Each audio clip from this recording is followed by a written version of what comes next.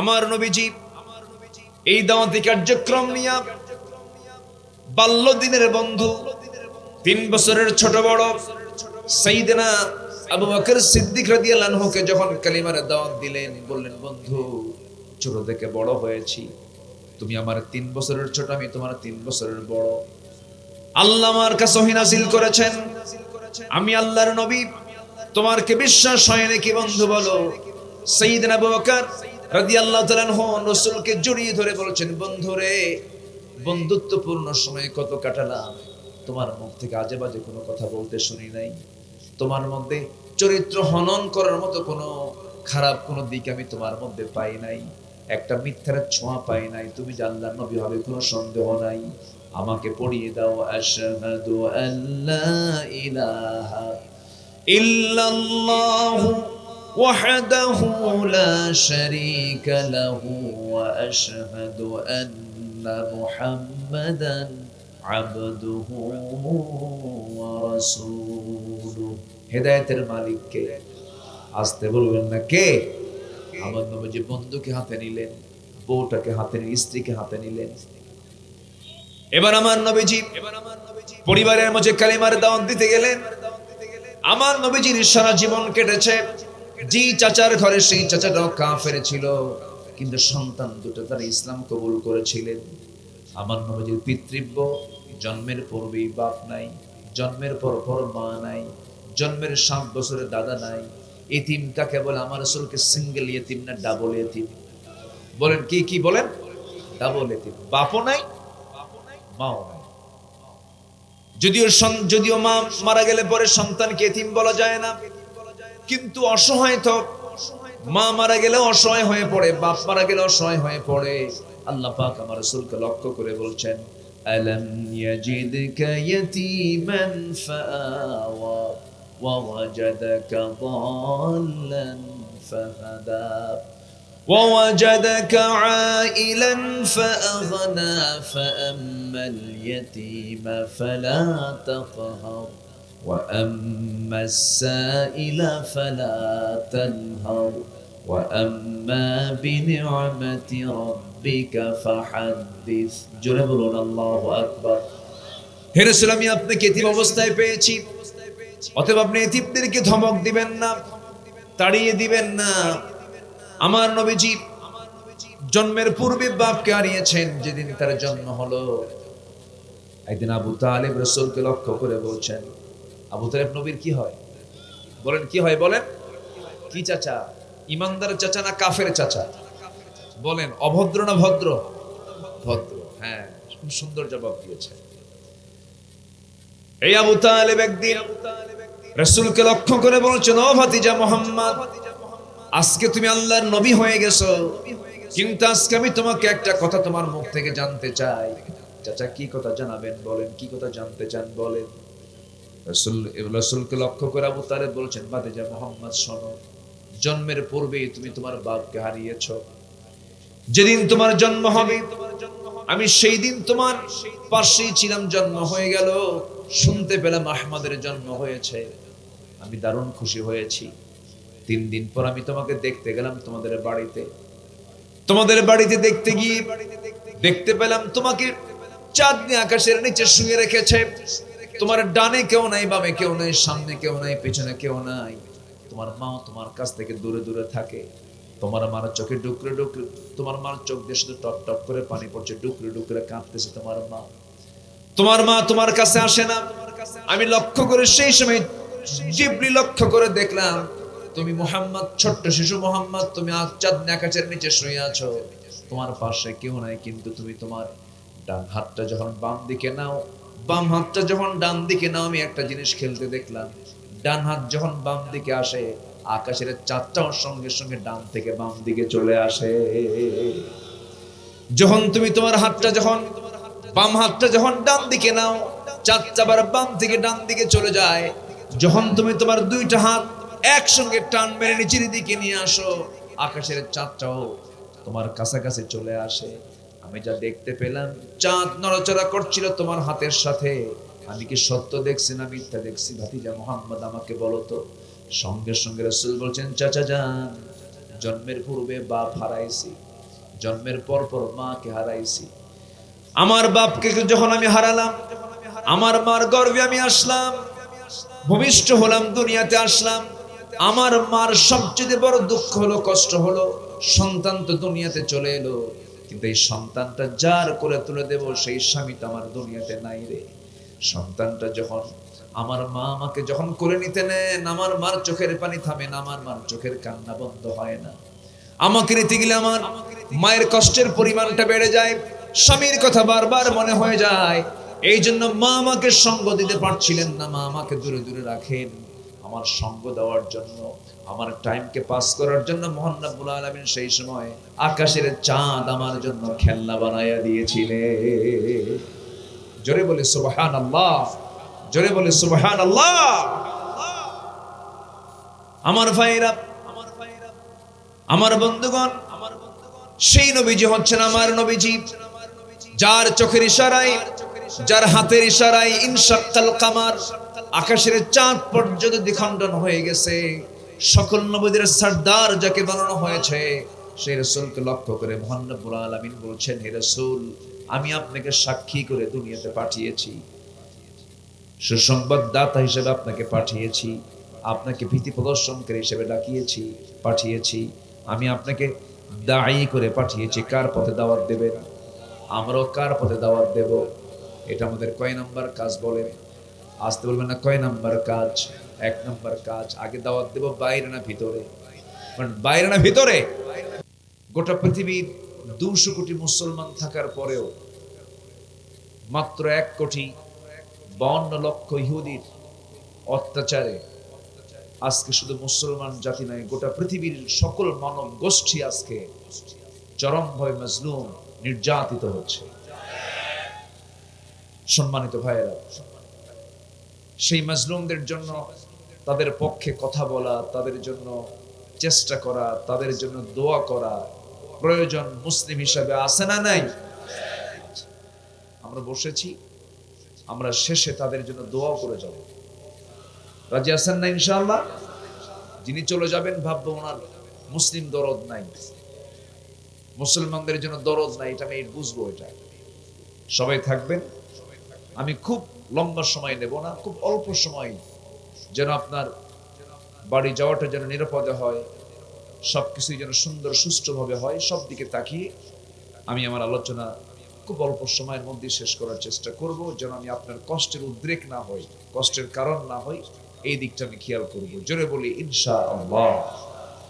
সম্মানিত ভাইয়েরা, আমি শুরুতেই আল কোরআন আল মাজিদের গুরুত্বপূর্ণ সূরা সূরাতুল আহজাব থেকে আমি কয়েকটা আয়াতে কারিমা তেলাওয়াত করেছি, যেখানে আল্লাহ রাব্বুল আলামিন স্পেশালি বিশ্বের মহামানব, আমার আপনার নবী, মরুভাস্কর, দুনিয়ার নেতা, আখিরাতের নেতা, সাইয়্যিদুল আম্বিয়া ওয়াল মুরসালিন, জনাবে মুহাম্মদুর রাসূলুল্লাহ সাল্লাল্লাহু আলাইহি সাল্লামকে লক্ষ্য করে কিছু আল্লাহ পাক তাকে ইঙ্গিত দিয়েছেন, কিছু কাজের কথা বলেছেন এবং তার কিছু গুণ আল্লাহ পাক তুলে ধরেছেন।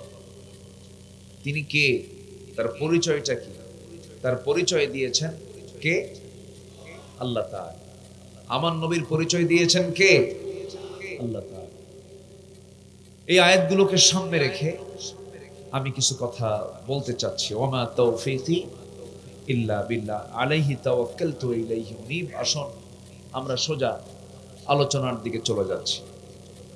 সম্মানিত ভাইয়েরা, আল্লাহর কালাম কোরআন নাজিল হয়েছে ১৫০০ বছর আগে।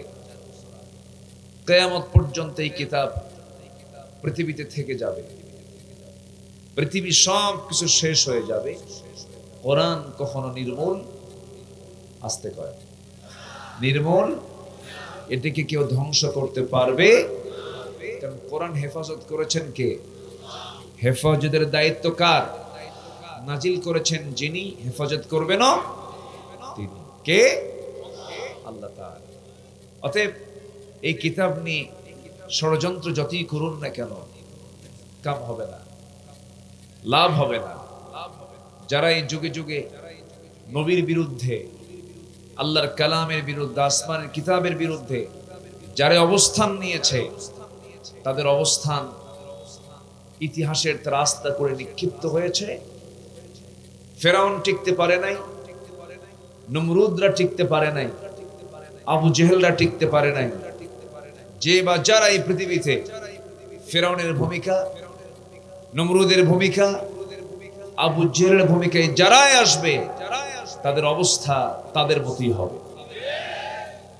আমি কি ভুল বললাম? ঠিক একই শোচনীয় পরাজয় তাদের এইভাবেই হবে। কারণ কোরআনকে কেউ দাবিয়ে রাখতে পারবে না, কোরআনকে কেউ নির্মূল করতে পারবে না। আল্লাহ রাব্বুল আলামিন তিনি নিজেই চ্যালেঞ্জ ছড়েছেন। তিনি বলছেন, ইন্না নাহনু নাযালনা যিকরা ওয়া ইন্না লাহু লাহাফিজুন।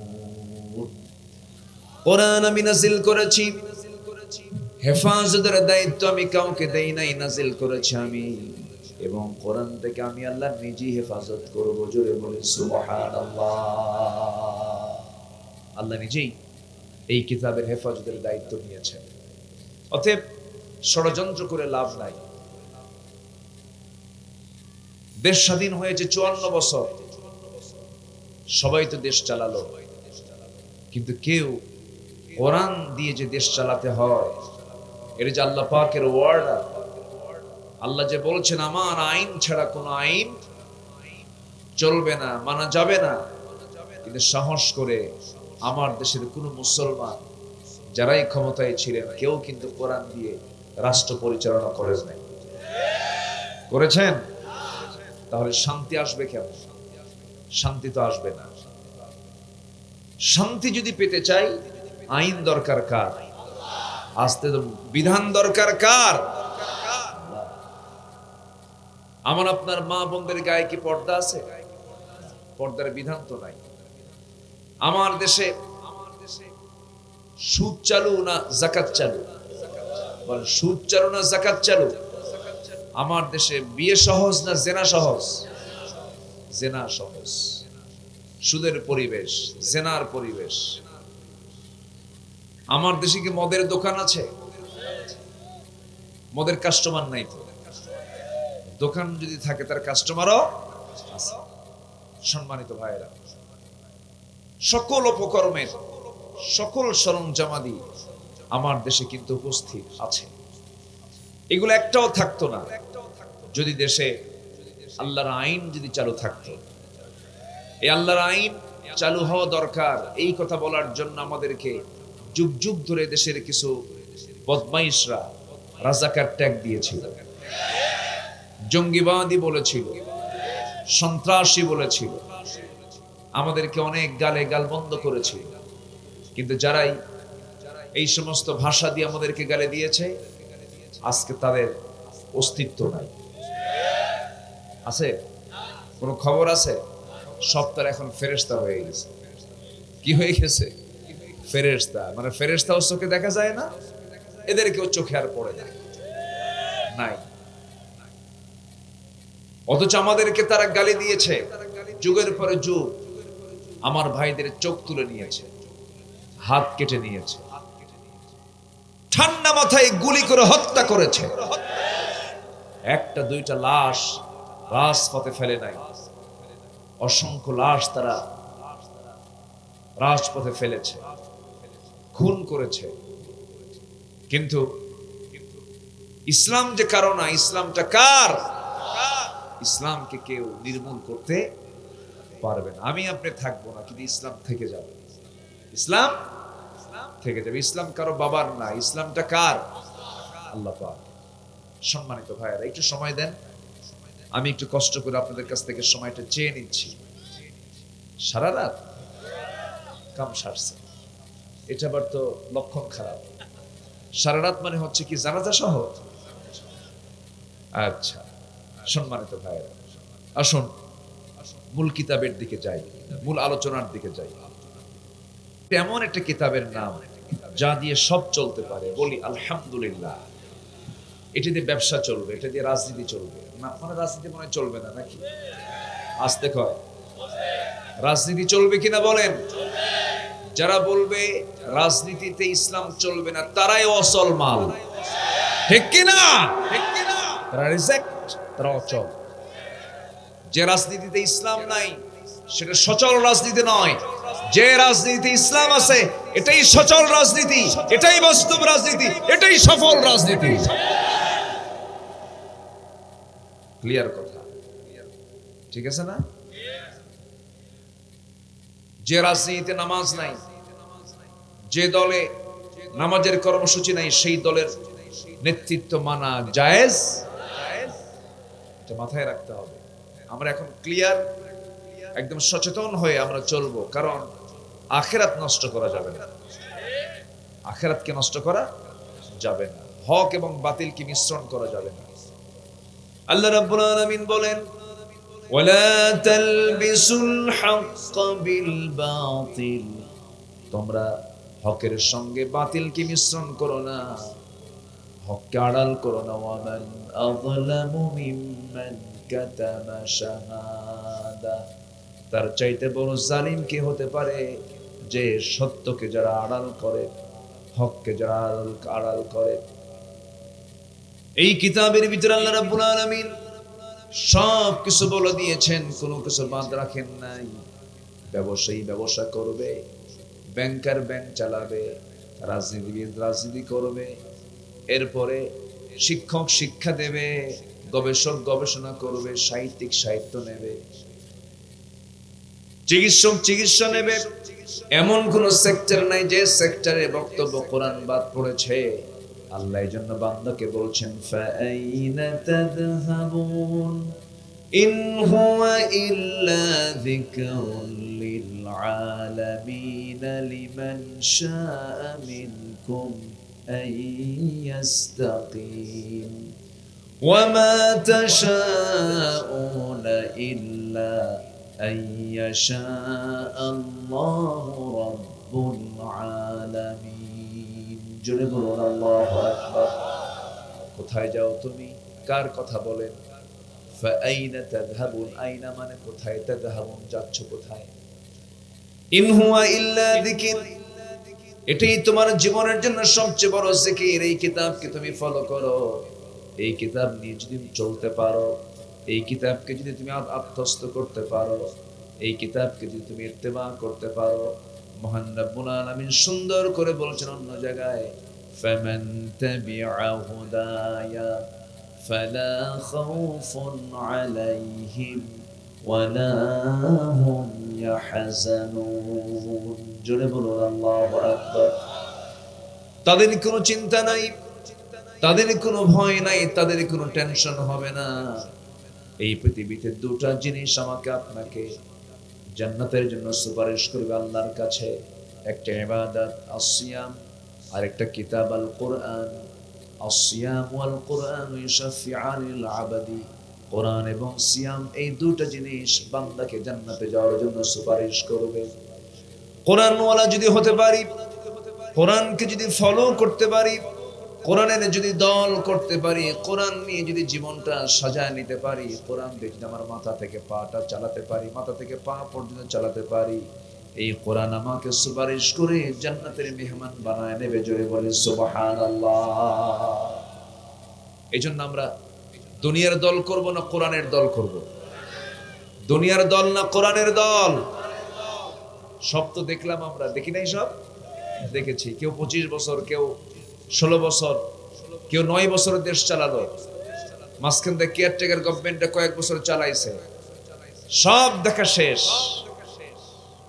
আমরা আগামীর দেশ দেখতে চাই ইসলামের বাংলাদেশ, কোরআনের বাংলাদেশ, নামাজের সরকার আমরা দেখতে চাই আগামী। বর্তমানে যিনি প্রধান দায়িত্ব পালন করছেন, নামটা অনেক বরকতময়, খুব বরকতে ঘেরা নাম। দুই নবীর নাম একজন দখল করে বসে আছে, মুহাম্মদ ইউনুস। মুহাম্মদ কয় নবী বলেন? দুই নবী। ব্যক্তি কয়জন? একজন, দুই নবীর নাম একজন দখল করে বসে আছে, বরকত হবে না কেন?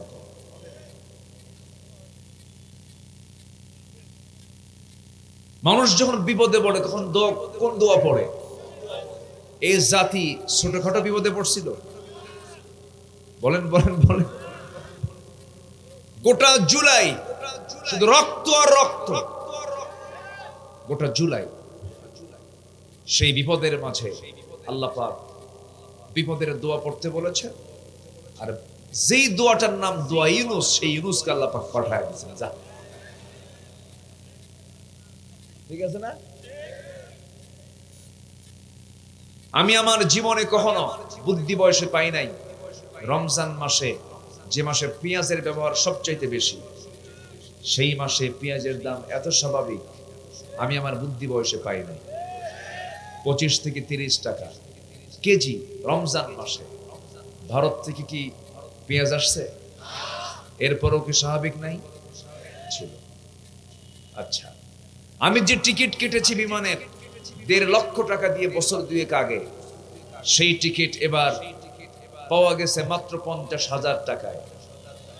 কেন? সিন্ডিকেট নাই। টিকিট বিক্রি হবে, পাসপোর্ট দেখাও, টিকিট নাও, পাসপোর্ট নাই, টিকিট স্বাভাবিক হয়ে গেছে।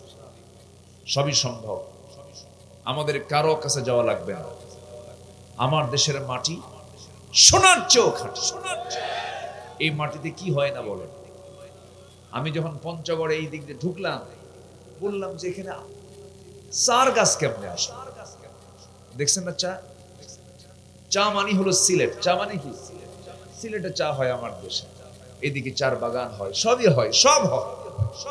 বাচ্চা ছোট্ট ছেলে পেয়ারা খেয়েছে, পেয়ারা খাওয়ার পর পরের দিন বাড়ির পিছনে গিয়ে টয়লেট সারছে, সেই পায়খানা থেকে ওই বিচি থেকে আবার গাছ হয়েছে, সেই গাছ আবার পেয়ারা হলো। আমার দেশের মাটির বরকত দেখে। কাঁচা মরিচ দিয়ে পান্তা খাইছে, পিছনে যে ঝাড়ছে সেই বিচি থেকে মরিচ হয়েছে, সেই মরিচ গাছ থেকে মরিচ ধরে। আমার মাটি কি কম উর্বর? এই দেশে উন্নতির জন্য কিচ্ছু লাগবে না, শুধু একটা সৎ নেতৃত্ব দরকার। চোর বাটপাটদের নেতৃত্ব, চাঁদাবাজদের নেতৃত্বে বাংলার জমিন আর দেখতে চাই না। আমরা সুখী সমৃদ্ধশালী একটি দেশ গড়তে চাই আল্লাহ ওয়ালা ব্যক্তি দিয়ে। জোরে বলি ইনশাআল্লাহ। যারা ইসলাম চাবে, যারা কোরআন চাবে, তারাই আমাদের লিডার হবে। সুন্দর সুন্দর বক্তব্য আমরা শুনবো না, শুনবো সুন্দর বক্তব্য শোনার দিন শেষ। বহু ধোঁকা খাইছি আমরা, আর ধোঁকা খেতে চাই না। জোরে বলি ইনশাআল্লাহ, আরো জোরে বলি ইনশাআল্লাহ। কোরআন সবকিছুর ফয়সালা করে দিয়েছে। কোরআনে নাই কি? সবই আছে।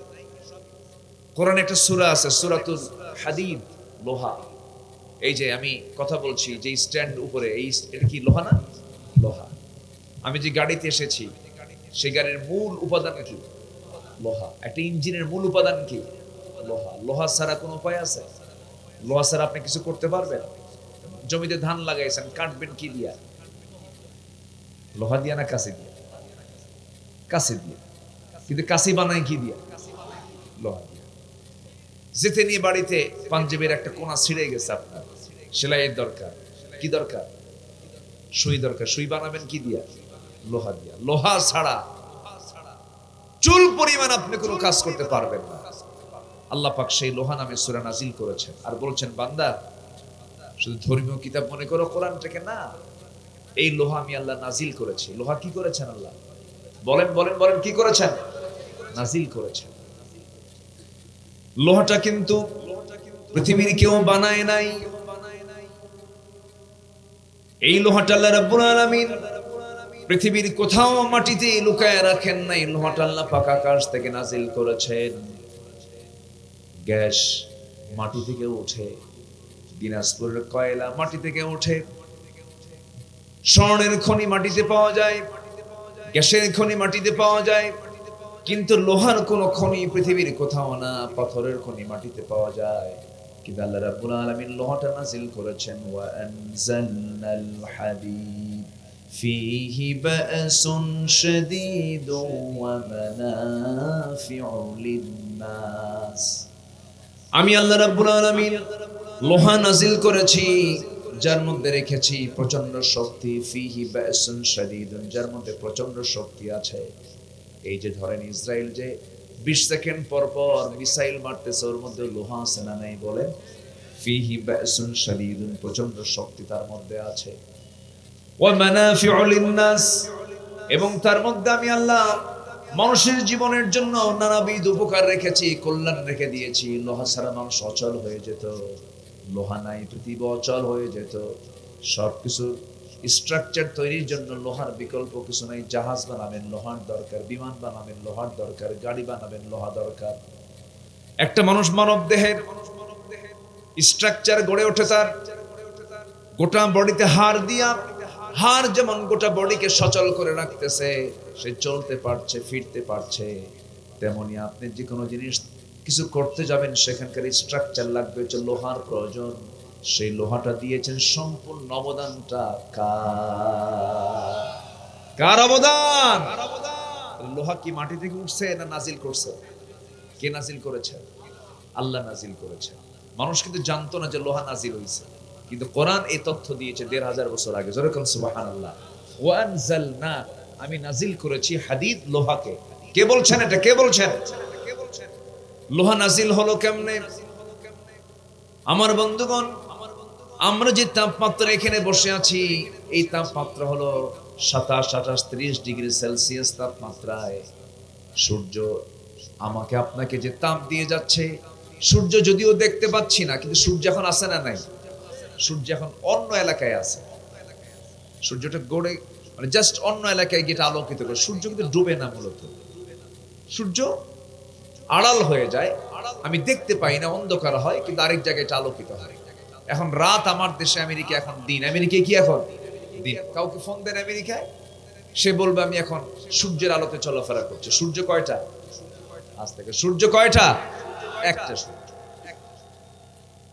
এই সূর্যের তাপমাত্রা হলো, আভ্যন্তরীণ তাপমাত্রা হলো 15 million degree Celsius. 15 million degree Celsius তাপমাত্রা সূর্যের।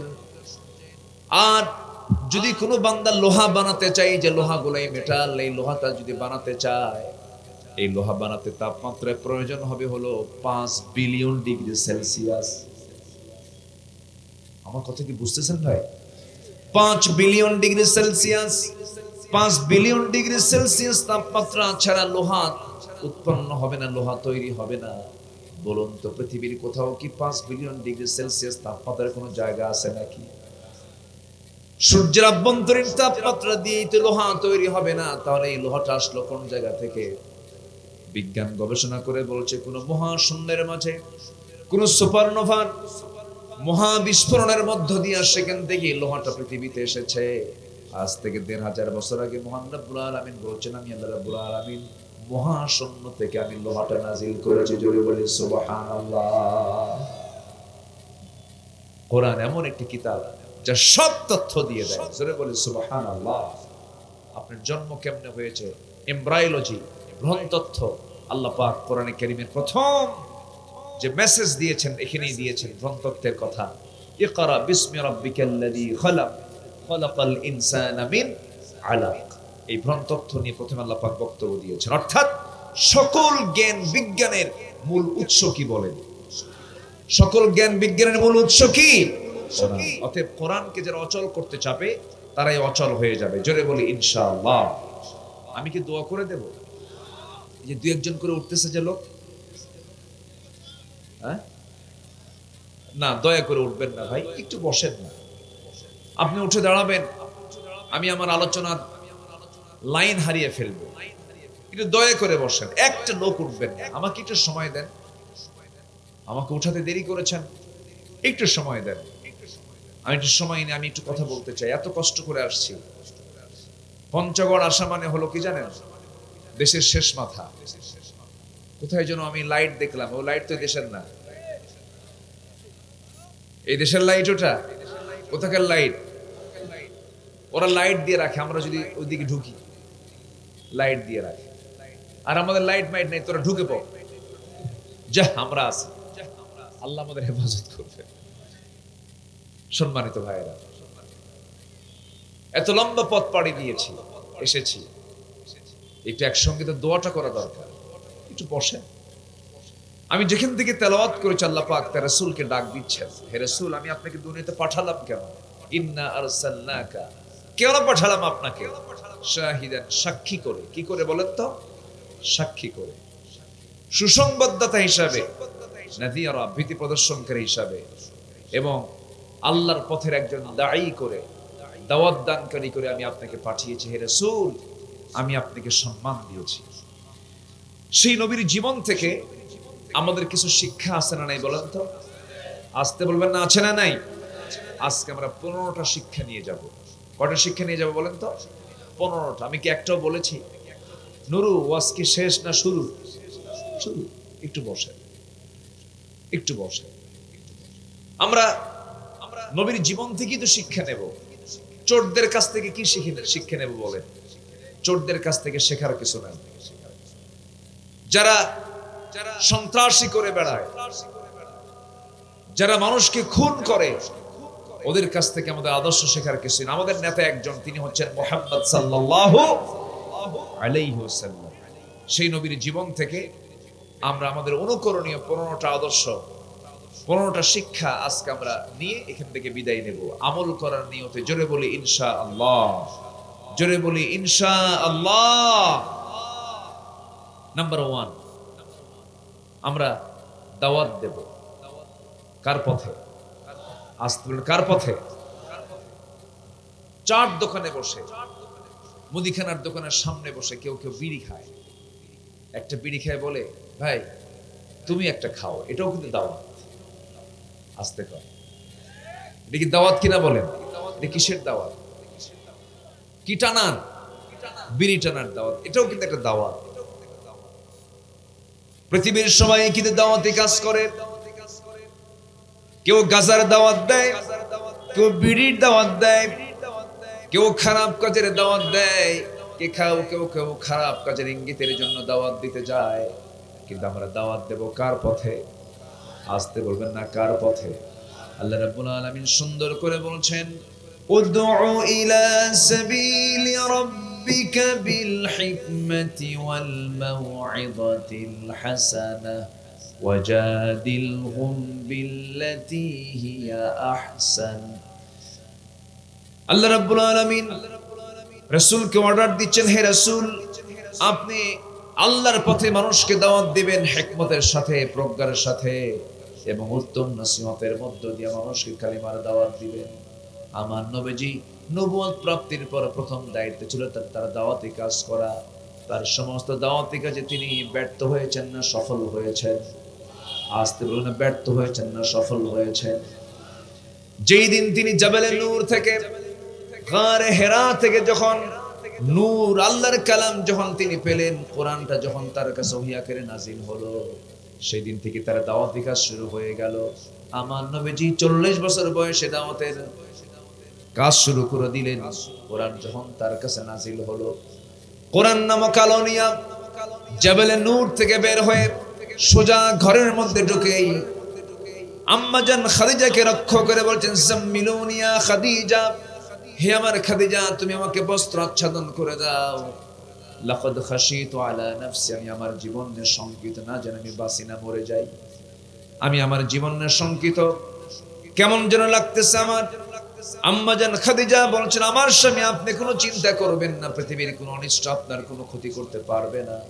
আপনি কাউকে ঠকান না, আপনি মিথ্যা বলেন না, আপনি বিধবার পাশে দাঁড়ান, আপনি অসহায়ের পাশে দাঁড়ান, আপনি এতিমদের পাশে দাঁড়ান, কোনো চিন্তা আপনার নাই।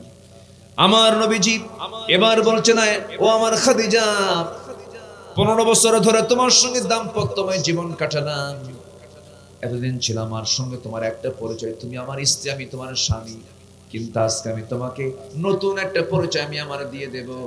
তোমার বিশ্বাস হবে কিনা জানি না, কি পরিচয় দিবেন আপনি আমাকে বলুন।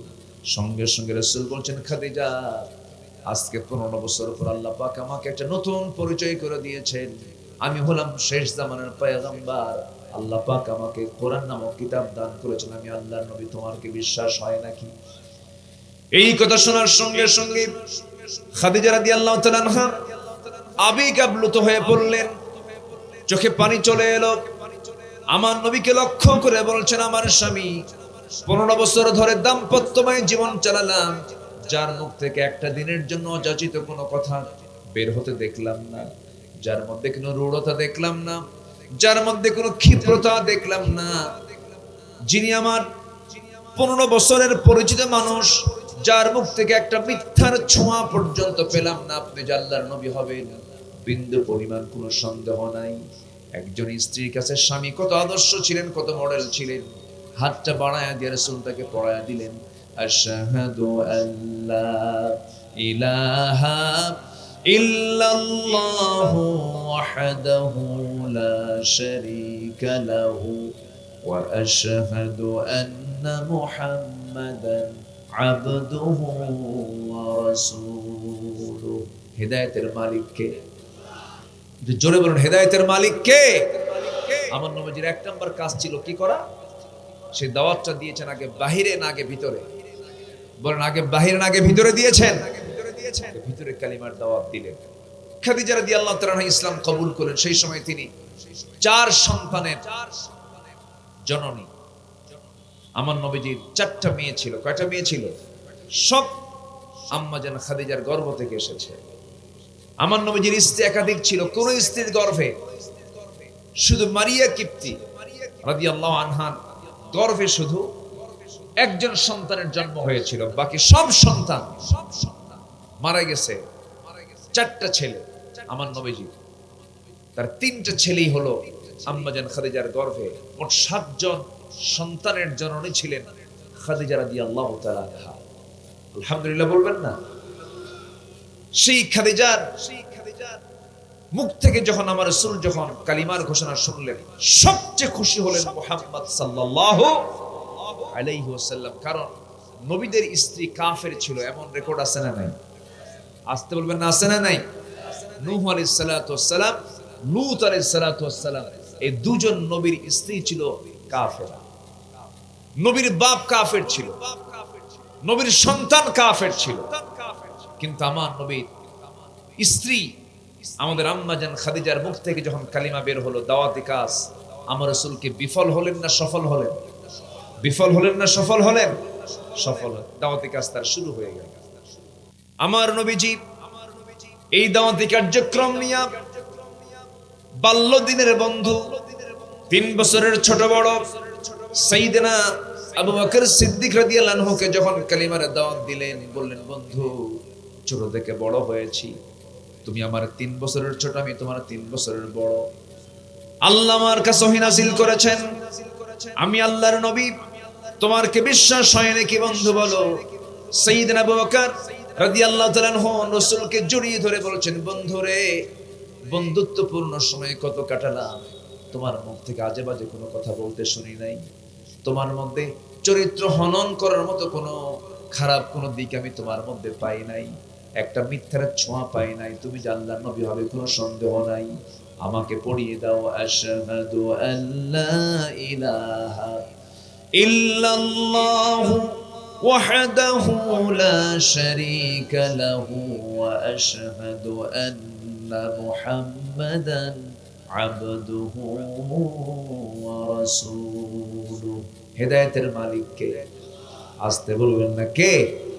আমার নবীজি বন্ধুকে হাতে নিলেন, বউটাকে হাতে নিলেন, স্ত্রীকে হাতে নিলেন। এবার আমার নবীজি পরিবারের মাঝে কালিমার দাওয়াত দিতে গেলেন। আমার নবীজির সারা জীবন কেটেছে জি চাচার ঘরে, সেই চাচাটাও কাফের ছিল, কিন্তু সন্তান দুটো তারা ইসলাম কবুল করেছিলেন। আমার নবীজির পিতৃব্য, জন্মের পূর্বেই বাপ নাই, জন্মের পর মা নাই, জন্মের 7 বছরের দাদা নাই। এতিম কাকে বলে? আমার রাসূলকে সিঙ্গেল এতিম না ডাবল এতিম?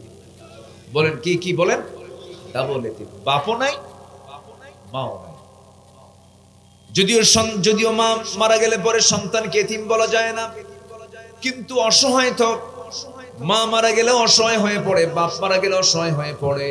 আল্লাহ পাক আমার রাসূলকে লক্ষ্য করে বলছেন, ألم يجدك يتيما فآوى ووجدك ضالا فهدى ووجدك عائلا فأغنى فأما اليتيم فلا تقهر وأما السائل فلا تنهر وأما بنعمة ربك فحدث جربون الله أكبر হে রাসূল আমি আপনাকে এতিম অবস্থায় পেয়েছি অতএব আপনি এতিমদেরকে ধমক দিবেন না তাড়িয়ে দিবেন না আমার নবীজি জন্মের পূর্বে বাপকে হারিয়েছেন যেদিন তার জন্ম হলো একদিন আবু তালেব রাসূলকে লক্ষ্য করে বলছেন আবু তালেব নবীর কি হয় বলেন কি হয় বলেন কি চাচা ইমানদার চাচা না কাফের চাচা বলেন অভদ্র না ভদ্র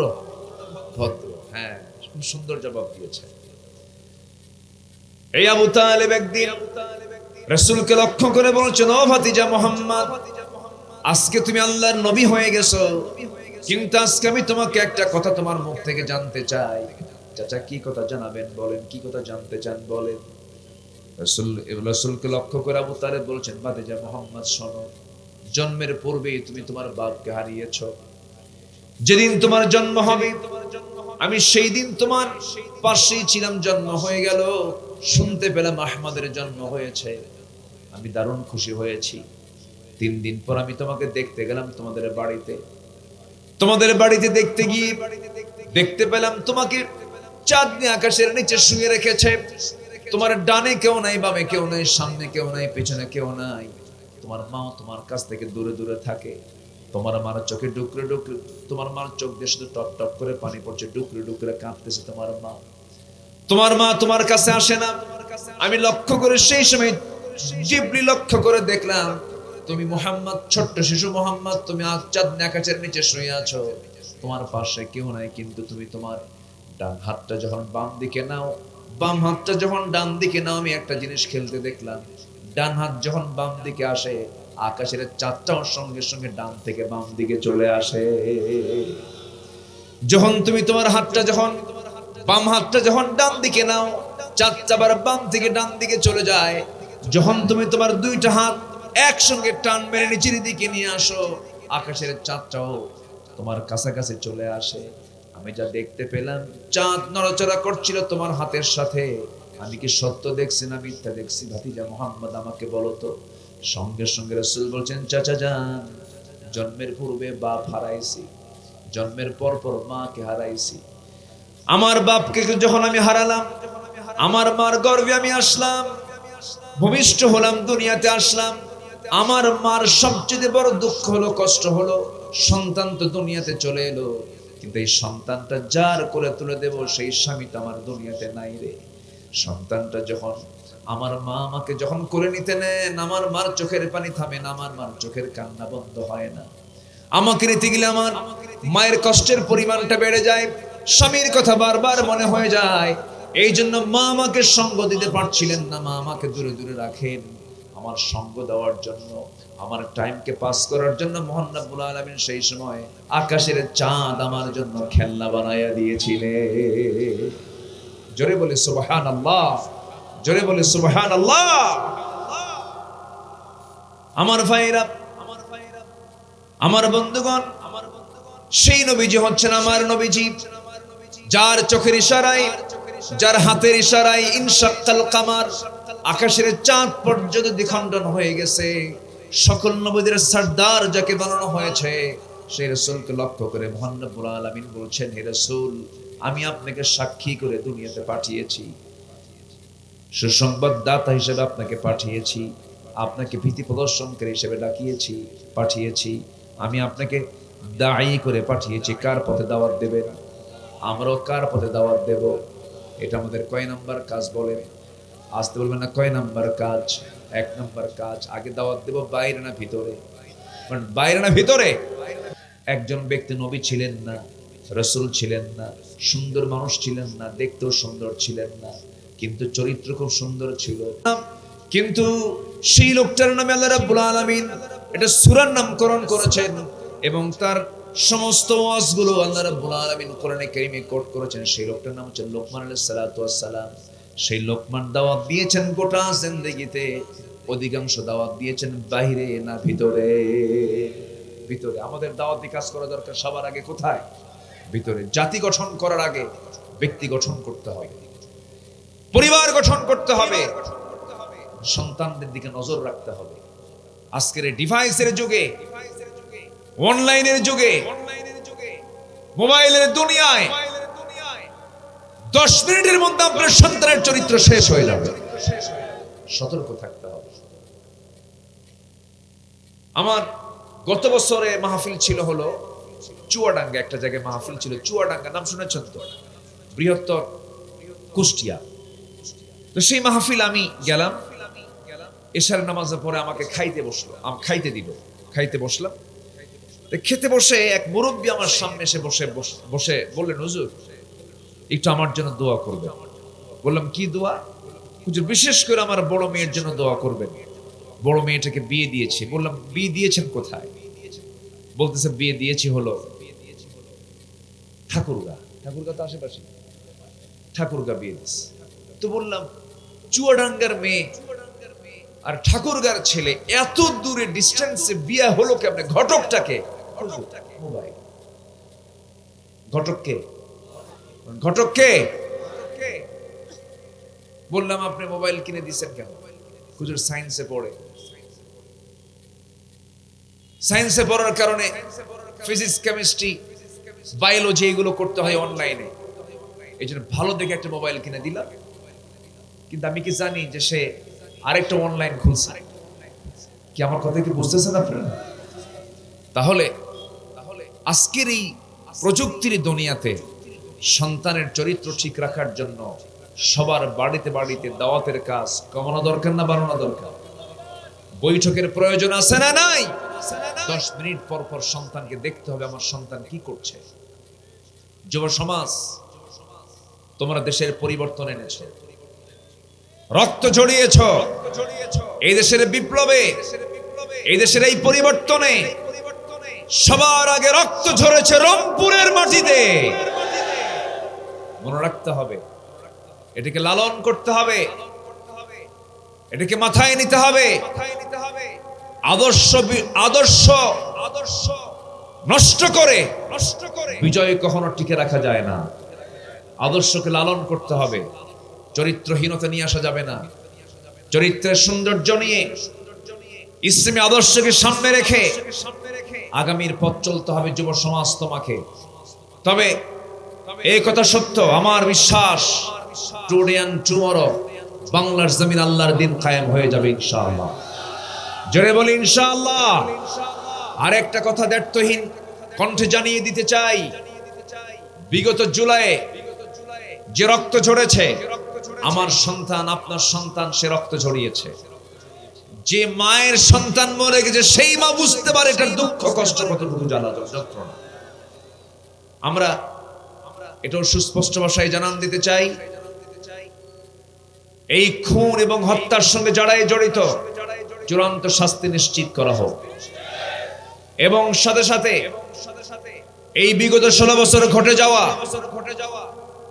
আলেমদের বিরুদ্ধে যে অত্যাচার স্টিম রোলার চালানো হয়েছিল, আল্লামা সাইদির মতো মানুষকে পর্যন্ত তারা প্ল্যান করে, পরিকল্পনা করে জেলখানা থেকে বের করে হসপিটালে চিকিৎসার নাম করে ইনজেকশন দিয়ে পয়জনিং করে তাকে হত্যা করা হয়েছে। আল্লামা সাইদির খুনের সঙ্গে যারাই জড়িত চূড়ান্ত শাস্তি নিশ্চিত করা হোক। এই মতের পক্ষে রাজি আছেন কারা কারা? হাত উঁচু করে দেখান মুসলমান।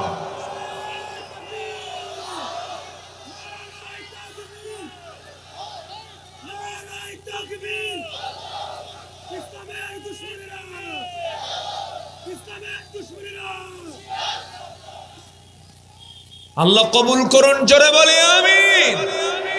ওরা চেয়েছিল আলেমদেরকে বেইজ্জত করতে, আল্লাহ ওদেরকে লুঙ্গি খুলে উলঙ্গ করে দিয়েছেন। ওরা এখন ন্যাংটা, আল্লাহ জাতির সামনে তাদেরকে উলঙ্গ করে দিয়েছে। দেন নাই মুখে ছিল দাড়ি, বাঁচার জন্য দাড়ি কাটছে। ওরা রাসূলের সুন্নতের জন্য দাঁড়িয়ে রাখে নাই, ওরাই ধর্মের ব্যবসায়ী। অনেক কিছু করেছে। কিছু কথা কি বলার দরকার আছে না নাই বলেন তো? আছে না নাই? রাগ করলেন, রাগ করলেও কিছু যায় আসে না। কম অত্যাচার সহ্য করে নেই আমরা। মঞ্চ উঠতে দেয় নাই মাহফিলে, মঞ্চে বসেছি, ডানে বামে কিরামুন কাতিবিন বসে রাখছে। থানা থেকে ঘন ঘন ফোন দিয়েছে, মাহফিল কমিটির মাহফিলের অনুমতি নেওয়ার জন্য জুতার তলা ক্ষয় হয়ে গেছে, অনুমতি দেয় নাই। জঙ্গি নাটক করেছে 16 বছর, জঙ্গি নাটক। 2 মাস 3 মাস পর পরই জঙ্গি অভিযান।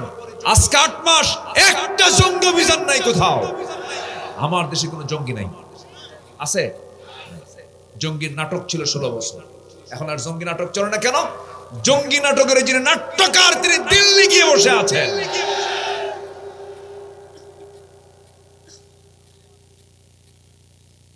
সব দেখেছি আমরা।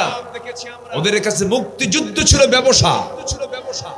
ওরা এটাকে পৈতৃক সম্পত্তি মনে করত। যারা দেশের টাকা বাহিরে পাচার করে তারা দেশের বন্ধু হতে পারে না, তারা দেশের সবচাইতে বড় শত্রু। যাদের হাতে দেশ নিরাপদ তারা হবে কোরআনওয়ালা। সবাই রাজি আছেন না ইনশাআল্লাহ? সবাই রাজি আছেন না ইনশাআল্লাহ? আল্লাহ কবুল করুন। একটু নিজে ভালো হতে হবে, বিড়ি খাওয়া যাবে না। একটু ভালো হই। 1 নম্বর কাজ হলো দাওয়াত দেব। কি দেব বলেন? আগে কোথায় দাওয়াত দেব? বাড়িতে। বউটার গায়ে কাপড় চোপড় নাই, স্বামী চেয়ে থেকে দেখে আর বলে তুমি সুন্দর তাই চেয়ে থাকি। আছে না এরকম? গায়ে কাপড় চোপড় তুমি দেখো, কিন্তু তুমি আমার বউটার আবার জাতীয় ভাবে দেখাও কেন? রাস্তায় ঘুরে ঘুরে বেড়ায় অনেকের বউ, আছে না নাই? আছে না নাই? বউ ঘুরে বেড়ায়, স্বামী কিচ্ছু বলে না। ওই স্বামীর পরিচয় হলো দায়ুস। ওই স্বামীর পরিচয় কি? দায়ুস। দায়ুস স্বামী হওয়া যাবে? দাওয়াতি কাজ করতে হবে। আমরা দাওয়াতি কাজ করব, জোরে বলি ইনশাআল্লাহ। লোকমান আলাইহিস সালাতু ওয়াস সালাম দাওয়াত দিয়েছেন আগে বাহিরে না ভিতরে? ভিতরে। 13টা ওয়াজ আছে তার। কয়টা ওয়াজ? 13টা ওয়াজ। একটু কান লাগিয়ে মনোযোগ দিয়ে একটু কথাগুলো শুনুন। শুধু আপনি আমার আলোচনা শুনছেন তা কিন্তু না। আমার আলোচনা আগামী কালের ভিতরেই গোটা দুনিয়া হয়ে যাবে। লক্ষ লক্ষ কোটি কোটি মানুষগুলো এই কথাগুলো শুনবে। তো এই আলোচনাটাকে সুন্দর করার জন্য আপনি যদি সামনে থেকে দূরে সরে যান, আমি কি আলোচনা করতে পারবো? একটু বসে। সাইয়্যিদিনা লোকমান 13টা ওয়াজ করেছেন। এর মধ্যে নাম্বার 1 ওয়াজ করেছেন হলো, হে আমার কলিজার টুকরা সন্তান, ওহো ইয়াইদুহু ইয়া বুনাইয়া লা তুশরিক বিল্লাহ। আমার কলিজার টুকরা সন্তান, তুমি শিরিক করো না। কিন্তু আমার দেশে বিশেষ বিশেষ দিন যখন আসে, 21শে ফেব্রুয়ারি, 16ই ডিসেম্বর, 26শে মার্চ, 21শে ফেব্রুয়ারি, ওই যে স্মৃতি সমুদ্রে যখন চলে যায়, জুতা পায় না খালি পায়। বলেন, জুতা পায় না খালি পায়? হাতে কি নিয়ে যায়? কি নিয়ে যায়? এটা কি তাওহীদের কাজ না শিরকের কাজ? তাওহীদের কাজ না শিরকের কাজ? শিরকের কাজ। শিরকের বিরুদ্ধে কথা বলে যাব, মূর্তির বিরুদ্ধে কথা বলে যাব, ভাস্কর্যের বিরুদ্ধে কথা বলে যাব। হিন্দু ভাইদের মূর্তি নিয়ে আমাদের কোনো ক্লেম নাই, অন্য ধর্মের পূজা নিয়ে আমাদের কোনো কথা নাই। হিন্দু ভাইদের মন্দির আমরা পাহারা দেব, কিন্তু মুসলমান কোনোদিন মূর্তি বানাতে পারে না। এখানে কথা আছে না নাই? 6 আগস্ট, 5 আগস্টের পরের দিন যখন আমার দেশে জনগণের টাকায় নির্মিত শত শত কোটি টাকা দিয়ে যে দেশের মোড়ে মোড়ে মূর্তিগুলো বানানো হয়েছিল, সেই মূর্তিগুলো পরের দিন একটার মাথা নাই, একটারও কি নাই, মাথা ভেঙে শেষ। ডক্টর ইউনূসকে বলা হলো এগুলো ভাঙ্গা ভাঙ্গি কেন? উনি বললেন ভাঙ্গা ভাঙ্গের জন্য আমারে প্রশ্ন করেন কেন? ওনার মেয়েকে প্রশ্ন করেন কেন ভাঙছে। সম্মানিত ভাইয়েরা, সম্মানিত বন্ধুগণ, ইব্রাহিম আলাইহিস সালাতু ওয়াস সালামের চরিত্র ছিল তিনি মূর্তি ভাঙতেন, আর তার বাবার চরিত্র ছিল কি মূর্তি বানাতো। বাপ বানাতো আর ছেলে কি করতো? আমরা কি বাপের গ্রুপে না ছেলের গ্রুপে থাকবো? আমরা কি বাবার গ্রুপে থাকবো না সন্তানের গ্রুপে থাকবো? আমরা কার সন্তান? বলেন কার সন্তান? আমাদের পিতাকে, আমাদের জাতির পিতাকে। এটাও তো লুট হয়েছিল। কি ঠিক কিনা বলেন? এটাও তো লুটপাট করতে চাইছিল। আমরা আজর থেকে আসি নাই, আজর আমাদের আদর্শ, ইব্রাহিম আমাদের আদর্শ, ঠিক কিনা? ইব্রাহিম আলাইহিস সালাতু ওয়াস সালাম তিনি যে আগুনে নিক্ষিপ্ত হয়েছিলেন, তার দোষ ছিল এক নাম্বার হলো তিনি মূর্তি ভেঙেছিলেন না গড়েছিলেন? ভাঙছিলেন। সব চলে গেছে, শহর ছেড়ে চলে গেছে। ইব্রাহিম আলাইহিস সালামকে বলা হলো চলো যাই। কেন আমি যাব না? কেন? ইন্নী সাকিম, আমি অসুস্থ। অথচ তার দৈহিক কোনো সমস্যাই ছিল না, তার মন ছিল অসুস্থ। মূর্তি ভাঙবো কখন? সুবহানাল্লাহ বলবেন। সব চলে গেছে।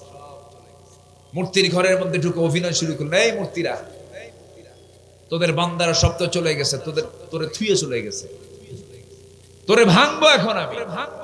কথা বলা শুরু করলেন, সবগুলোর মাথা ভাঙলেন। সবার বড় যেটা, ওটার গলায় কুঠারটা লটকায় রাখলেন আর বললেন, তোর বান্দারা যখন আসবে বলবি যে ইব্রাহিম ভাঙছে। চলে আসলেন। শেষ পর্যন্ত তদন্ত কমিটি রিপোর্ট করলো এই ভাঙ্গার কাজে ইব্রাহিম জড়িত ছিল। সঠিক ধরা হলো, গ্রেফতার করা হলো। শেষ পর্যন্ত চূড়ান্ত আইন পাশ হলো, তাকে আগুনে পুড়িয়ে মারতে হবে। আল্লাহ পাক তাকে এমন সুন্দর করে কবুল করলেন যে আগুনটা তার জন্য আল্লাহ পাক জান্নাত বানায় দিলেন। জোরে বলে সুবহানাল্লাহ। আল্লাহ আছেন না নাই? আল্লাহ আছেন না নাই? বলেন তো, গত বছরের এই সময়কে আমরা কল্পনা করছিলাম যে এই বাংলাদেশ আমরা পাবো? কখনো কি ভাবছিলাম আমরা? বরঞ্চ মুরব্বীরা প্রায় বলতেন না মরা পর্যন্ত হবে না। আমি কি ভুল বলতেছি ভাই? না মরা পর্যন্ত হবে না। কিন্তু আল্লাহর শিক্ষা, আল্লাহর সিদ্ধান্ত হলো তোরে দেখায় দেব, নিজের চোখে দেখবি জালিমদের পতন কেমন করে হয়। সম্মানিত ভাইয়েরা, আমরা উপদেশ দেব, দাওয়াত করব, দাওয়াত দেব আগে, বাইরে না ভিতরে। লোকমান দাওয়াত দিয়েছেন কোথায়? ভিতরে। নাম্বার 1 হলো শিরিক করো না। নাম্বার 2 হলো পিতামাতার সেবা করো। নাম্বার 3 হলো আল্লাহর শুকর আদায় করো। নাম্বার 4 হলো বাপ মার বিরোধী, বাপ মা ইসলাম বিরোধী হলে পরে তাদের আনুগত্য করো না। এরপরে নাম্বার 5 হলো সন্তানকে আল্লাহর বরত্ব প্রকাশ, সন্তানকে তিনি নসিহত করেছেন। নাম্বার 6 হলো নামাজ কায়েম করো। নাম্বার 7 হলো সৎ কাজের আদেশ দাও। নাম্বার 8 হলো ইয়া বুনাইয়া কিমিস সালাহ ওয়া আমুর বিল মারুফ ওয়া নহি আনিল মুনকার ওয়াসবির আলা মা আসাবাকা ইন্না যালিকা মিন আজমিল উমুর।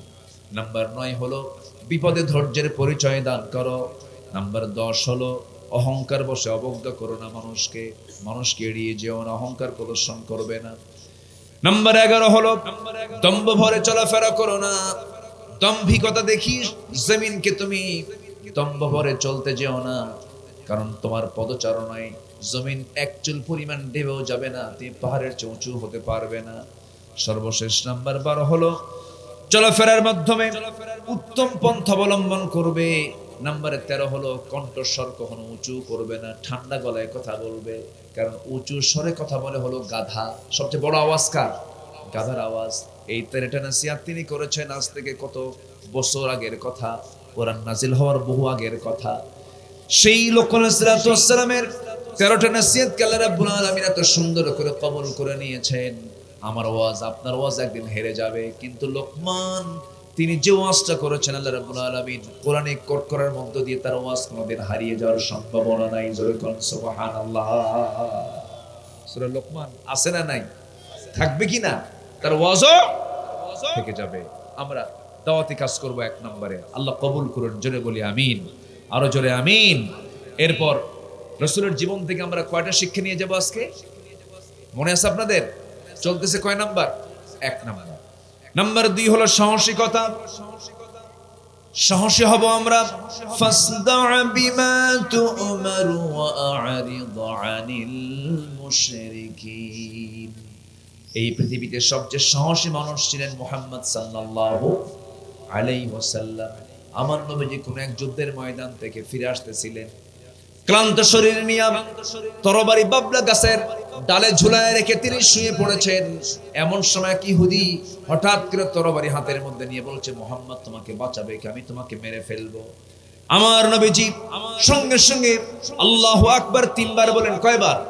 সবাই বলেন আল্লাহু আকবার, আরো জোরে আল্লাহু আকবার, আরো জোরে আল্লাহু আকবার। আমার নবী যখন আল্লাহু আকবার বললেন, সঙ্গে সঙ্গে ওই ইহুদির হাত থেকে থরথর করে তরবারি পড়ে গেল। আমার নবীজি চট করে সেই তরবারি হাতের মধ্যে ধরে নিয়ে বলছেন, ওই ইহুদি, আজকে তোমাকে আমার হাত থেকে কে বাঁচাবে? ইহুদির সঙ্গে সঙ্গে বলে ফেলতেছে, বুঝতে পেরেছি তুমি আল্লাহর নবী, আমাকে পড়িয়ে দাও লা ইলাহা ইল্লাল্লাহু মুহাম্মাদুর রাসূলুল্লাহ সাল্লাল্লাহু। আমার নবী যে ভীরু ছিলেন না সাহসী ছিলেন। আমরা কি হব? আমরা পিঠ দেখাবো না বুক দেখাবো? পিঠ দেখাবো না বুক দেখাবো? পিছপা হব না সামনে এগিয়ে যাব? সাহায্য করবেন কে? নাম্বার 3, ধৈর্য ধারণ। আমার নবীজির ধৈর্য ছিল সবচেয়ে কম না সবচেয়ে বেশি? তিনি ছিলেন ধৈর্যের পিরামিড। গালি সহ্য করেছেন, মায়ের সহ্য করেছেন, দেশ থেকে বাধ্য হয়েছেন, নির্যাতিত হয়েছেন। নবীজির মৃত্যুর সময়, আহারে, নবীজির মৃত্যুর সময় তার দুটো দাঁত কিন্তু ছিল না। যখন মারা যান তার দুটো দাঁত নাই। নবীজির ইন্তেকালের সময় দাঁত হারা রাসূল হয়ে দুনিয়া থেকে বিদায় নিয়েছে। কপালে লোহার দাগ ছিল, গালে লোহা বিদ্ধ হওয়ার দাগ ছিল, গোটা শরীরে ক্ষত বিক্ষত হওয়ার দাগ ছিল। রাসূল যখন মারা যান সেই সময় আমার নবীজি কোমরটা কুজো হয়ে দুনিয়া থেকে বিদায় নিয়েছেন। কোমর কুজো হয়ে, এই কোমর কুজো হয়ে গেছে। এই কোমর কুজো হয়ে যাওয়ার মূল কারণ হলো খন্দকের যুদ্ধের সময় পরিখা খনন করতে হবে, বাংকার খনন করতে হবে। আমার নবীজি সবার নেতৃত্ব দিয়ে কোদাল মেরেছেন। একটানা কয়েকদিন, 4 দিন যাবত রাসূল না খাওয়া ছিলেন, না খেয়ে কোদাল মারতে গিয়ে নবীজির ওই যে কোমর কুজো হয়ে গেছে, আর তিনি সোজা করতে পারেন নাই। রাসূলের এই দেহটা দুনিয়া থেকে যখন কবরে চলে গেছে, সেই সময় তার কোমর ছিল না, দুটো দাঁত ছিল না, গোটা শরীর ছিল কাফিরদের আঘাতে ক্ষত বিক্ষতের চিহ্ন। এই দাগ নিয়ে তিনি রাসূল দুনিয়া থেকে বিদায় নিয়েছেন। সম্মানিত ভাইয়েরা, বলেন তো এই জায়গায় সাহসের দরকার ছিল কি ছিল না? ধৈর্যের দরকার ছিল কি ছিল না? সেই সাহস এবং ধৈর্য আল্লাহ পাক আমাদের ভিতরে পয়দা করে দেন। জোরে বলি আল্লাহুম্মা আমিন। নাম্বার 4, আমার নবী ছিলেন শ্রেষ্ঠ সুমহান চরিত্র অধিকারী। আমরা সুন্দর সুন্দর চরিত্রের গুণ, চারিত্রিক গুণগত দিকগুলো আমরা আমাদের মধ্যে উপস্থিত করব। জোরে বলি ইনশাআল্লাহ। নাম্বার 5, পরিবারের প্রতি দায়িত্বশীলতা। আমার নবীজি সন্তান পরিবারের প্রতি খুব দায়িত্বশীল ছিলেন। সবার দিকে তিনি খেয়াল রাখতেন, সমান চোখে দেখতেন। আমার নবীর বউ ছিল এক না একাধিক? বলেন এক না একাধিক? হাদিসে আসছে রাসূল বলেছেন, যদি কোনো স্বামী তার একাধিক স্ত্রীর মধ্যে যদি সমতা রক্ষা না করতে পারে, ওই স্বামীকে, ওই বান্দাকে কিয়ামতের দিনে আল্লাহ তাআলা হাড় হাড্ডি শুধু নিয়ে তুলবেন, গায়ে কোনো গোশত থাকবে না। কঙ্কালের মতো করে আমি আল্লাহ তাআলা তাকে কিয়ামতের দিন তুলব। আমার রাসূল স্ত্রীদের মাঝে সমতা রক্ষা করেছেন। একদিন 4 স্ত্রী আমার নবীর সামনে এসে বসে বলতেছে, ইয়া রাসূলুল্লাহ, আপনি আমাদের 4 জনের মধ্যে কাকে সবচেয়ে বেশি ভালোবাসেন? বলেন তো, প্রশ্নটা কি সহজ না জটিল প্রশ্ন? কার নাম নেবেন তিনি? এই চিন্তা করতে করতে রাসূল বললেন, আমি এই জবাবটা আগামীকালকে সকালবেলা দেব, যাও। পাঠায় দিলেন। সন্ধ্যার মধ্যে করলেন কি আমার নবীজি, 2টা করে খেজুর হাতের মধ্যে নিলেন। মোট 8টা খেজুর হাতের মধ্যে নিয়া প্রথমে আম্মা জান আয়েশার ঘরে গিয়ে বলছেন, আয়েশা রে, এই 2টা খেজুর তোমাকে লুকায় লুকায় দিয়ে গেলাম। আমি তোমাকে দারুণ ভালোবাসি, কিন্তু তোমাকে আমি 2টা খেজুর যে দিয়ে গেছি, এই তথ্য যেন কোনো কেউ না জানতে পারে, কারণ কোন স্ত্রী কানে যেন না যায়। দ্বিতীয় ঘরে গিয়ে দ্বিতীয় স্ত্রীর ঘরে একই কথা বললেন, তৃতীয় স্ত্রীর কাছে গিয়ে একই কথা বললেন, 2টা করে খেজুর চতুর্থ স্ত্রীর ঘরেও দিয়ে আসলেন, একই কথা বললেন। সবাইকে সান্ত্বনা দিয়ে চলে আসলেন আমার নবীজি। পরের দিন সকালবেলা বুক ভরা আশা নিয়ে 4 জনই রাসূলের সামনে এসে উপস্থিত হয়ে গেছে। এই 4 জনের স্ত্রী কেউ জানতেন না রাসূল কাকে সবচেয়ে বেশি ভালোবাসেন। জোরে বলেন সুবহানাল্লাহ। কি যত্ন ছিল তার পরিবারের প্রতি। আমার নবীজিকে এবার প্রশ্ন করছে, হুজুর আপনি আমাদেরকে আজকে জানাতে চেয়েছেন। আমার নবীজি হিকমতপূর্ণ জবাব দিয়ে বলছেন, আমার স্ত্রী 4 জন শোনো, আমি তাকেই সবচাইতে বেশি ভালোবাসি, আমি যাকে গত রাত্রিতে লুকায় লুকায় 2টা খেজুর দিয়ে আসছি। যা, জোরে বলেন সুবহানাল্লাহ। আর জোরে বলেন সুবহানাল্লাহ। আমার নবীজির পরিবারের প্রতি কি দায়িত্বশীলতা ছিল, কি যত্ন ছিল। বাবা সব সন্তানকে আদর করবেন, কোন সন্তান যেন না টের পায় আমার বাবা কোন সন্তানকে বেশি ভালোবাসে, কোন সন্তানকে কম ভালোবাসে। স্ত্রী যেন না টের পায়, যদি কারো একাধিক স্ত্রী থাকে যেন না টের পায় যে আমাকে কম ভালোবাসে তাকে বেশি ভালোবাসে। এরকম করে আমার রাসূল তার পরিবারের প্রতি অত্যন্ত যত্নশীল ছিলেন। জোরে বলেন সুবহানাল্লাহ। আমরা এগুলোকে লালন করব। নাম্বার 6, তিনি ছিলেন আমানতদারিতায় 16 আনা আদায়কারী একজন মানুষ, একজন ন্যায় বিচারক তিনি ছিলেন। নাম্বার 7, এতিম নিকটাত্মীয় প্রতিবেশীর প্রতি তিনি খুব দরদি ছিলেন। নাম্বার 8, আল্লাহর বিধানের প্রতি তার শর্তহীন আনুগত্য ছিল। নাম্বার 9, আল্লাহর জন্য দ্বীনের কাজে কঠিন পরিস্থিতিতেও তিনি ধৈর্যের পরিচয় দিয়েছেন। তায়েফ জানেন, উহুদ জানেন, খন্দক জানেন, হিজরত জানেন, সবাই কম বেশি এগুলো জানেন। নাম্বার 10, ঈমানের প্রতি তিনি অটল থাকতেন, একচুল পরিমাণ তিনি অন্য পথে নিজেকে জড়ান নাই। নাম্বার 11 হলো আল্লাহর প্রতি তাওয়াক্কুল করা, ভরসা করা কার উপরে? আল্লাহর উপরে। নাম্বার 12 হলো কাজে কর্মে পরামর্শ করা। তিনি একা, কিছু গোয়ার লোক আছে না বলেন তো, সে নিজে যা বোঝে ওটাই, কারো কোনো পরামর্শ নেই। এটা নবীর আদর্শ নয়। রাসূল যে কোনো কাজ করতেন একা না পরামর্শ করে। নাম্বার 13 হলো বিনম্র স্বভাব, অত্যন্ত বিনয়ী তিনি ছিলেন এবং ক্ষমাশীল ছিলেন। রাসূল কি প্রতিশোধ পরায়ণ ছিলেন না ক্ষমাশীল ছিলেন? 16 বছর যারা ছিল তারা কি ক্ষমার না প্রতিশোধের? আল্লাহ তাআলা জবাব দিয়ে দিয়েছে। নাম্বার 14 হলো কুফরের প্রতি কঠোর। নাম্বার 15 হলো মুমিনদের প্রতি পরস্পর রহমদিল।